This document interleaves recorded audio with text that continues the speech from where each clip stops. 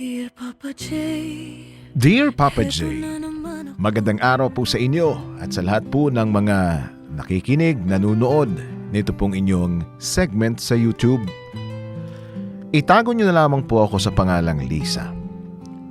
Hindi ko na po kasi alam kung kanino po ako lalapit, kaya naglakas loob po akong sumulat.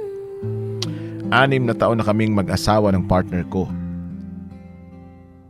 Hindi man kami mayaman, masaya kami.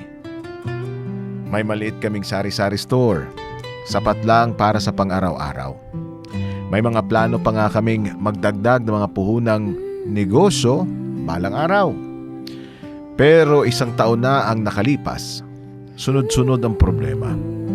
Nalugi ang tindahan dahil sa taas ng presyo ng paninda at nagkasakit ang nanay niya. Kinakailangan magpa-ospital. Naipon ang renta, na-delay ang bayad sa kuryente. Sa una, nag-usap kami. Ang sabi niya sa akin, walang iwanan, lalaban tayo.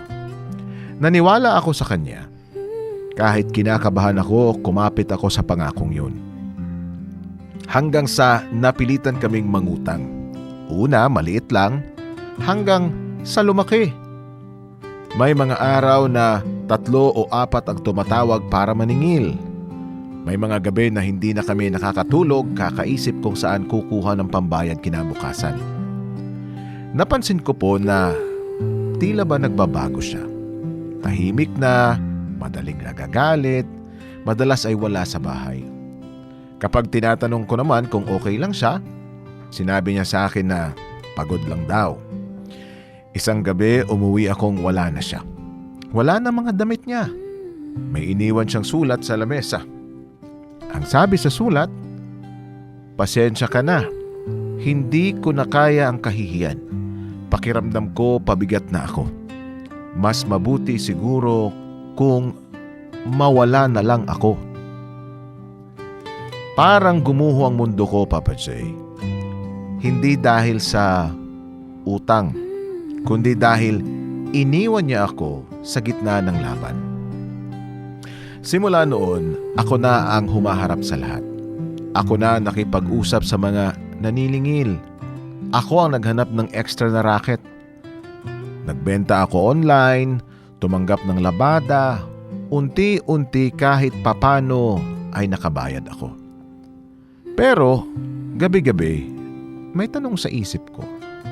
Hindi ba ako sapat na dahilan para manatili ang asawa ko?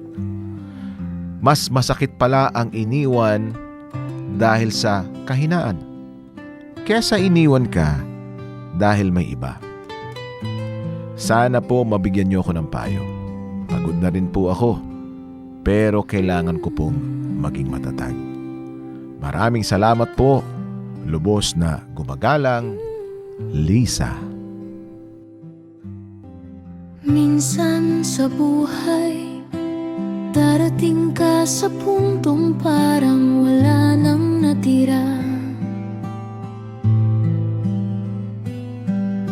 Pagod ang isip, mabigat ang dibdib, tahimik ang paligid, pero ang gulo ng loob mo, nalaglag ka,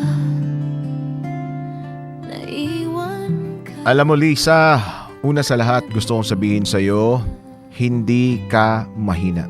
Sa totoo lang, ikaw ang mas matapang sa inyong dalawa ng asawa mo. Minsan kasi kapag lalaki ang hindi na kayang gampanan ng role na provider, nababasag yung pride. Hindi sila tinuruan kung paano magsabi na nahihirapan na ako. Hindi sila tinuruan kung paano humingi ng yakap kapag pakiramdam nila wala na silang silbi. Pero tandaan mo ito, ang pagiging asawa o partner ay hindi lang nasusukat sa pera.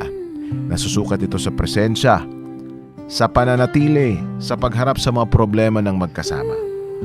Hindi mo kasalanan ang pagkalugi, hindi mo kasalanan ang pagkakasakit ng magulang niya, at lalong hindi mo kasalanan kung pinili niyang umalis kesa magsabi ng totoo niyang nararamdaman.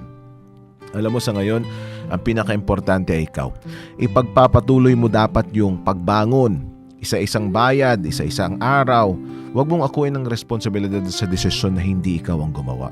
At kung sakaling nakikinig siya ngayon, sana maintindihan niya na ang tunay na kahihiyan ay hindi ang pagkabaon sa utang, kundi ang pag-iwan sa taong handang lumaban kasama ka.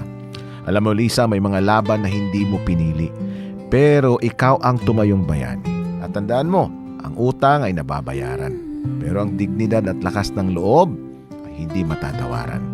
Sa lahat na nakikinig, kapag may problema sa pera, pag-usapan, magplano, humingi ng tulong, pero huwag iwan ang taong kasama mo sa pangarap. Dahil ang pamilya, hindi proyekto ng pwedeng iwan. Kapag nalugi, ito ay pangako.